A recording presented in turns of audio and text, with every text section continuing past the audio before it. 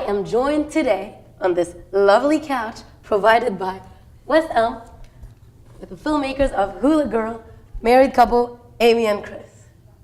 Hi. Hi. And I will sit awkwardly between them throughout the whole process. So if you guys just want to try to give us a quick sum up of the film, 5 seconds. Yeah. Okay, summary is a 94-year-old woman from Australia finally gets the credit for bringing the hula hoop to the United States after 60 years. Woo! And that woman is? Joan Anderson. Was here with us last night. Clearly, she partied even harder than me last night. Not join us this morning. Yeah, couldn't make it. Had too many martinis. Okay.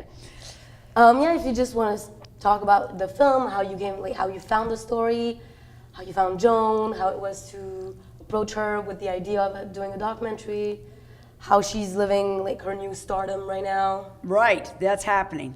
Okay, so Joan, so here's the story. That a year ago, who cares about time, but a year ago my mother called me and left a message on we're married, by the way, long time, don't give the years. And my mother called me, she says, don't be mad at me, which is never good. It's never good, that's bad. What did you do? That's what I said. What did you do? Well, I was at a restaurant and I overheard, I couldn't help but overhear, that's right. I had a conversation going on next to me. This woman was talking to all her girlfriends about her own mother and how her mother's story needed to be told, that she was 93, and you know, would somebody somewhere eventually ever make this story because it needs to be told before she's not here anymore. My mother said, of course, you know, she listened to the story and she said, that's a good story, if that's a true story. And Amy, I got her number and you should call her. So I did, because I just wanted to kind of get it over with. I actually didn't think, you know, whatever. But I listened. I'm like, okay, if that's true, then we got to go figure this out. So we went down to Lake Elsinore, met Joan, did not a quick interview, but spent some time with her. But it was truly exploratory. Yeah. I mean, we went down, we didn't know whether there was truly a story or what Joan was like. Right. You know, so it was just us. Yeah, just us. And then, but she had documentation, which is important. This story happened 60 years ago. I'm looking at a 93-year-old woman and going, what's her memory like, right? Anyway, so the documentation shows us that it's all true, it all happened, and we went back, we got on our knees with our editor, begged him to cut it with us. He did, and then we just started to go back down and tell the story and do the recreations and find the footage that would support the story.